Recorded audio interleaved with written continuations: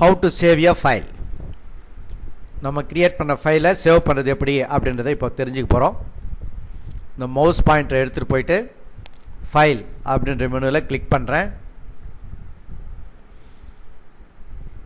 கீழே சேவ் அப்படின்னு ஒரு ஆப்ஷன் இருக்குது, அந்த ஆப்ஷனையும் கிளிக் பண்ணுறேன். இப்போ சேவ் ஆஸ் அப்படின்னு ஒரு டயலாக் பாக்ஸ் வருது. அந்த டயலாக் பாக்ஸில் ஃபைல் நேம் அப்படின்னு கேட்குது. இந்த ஃபைலுக்கு ஒரு பேர் கொடுக்குறேன்.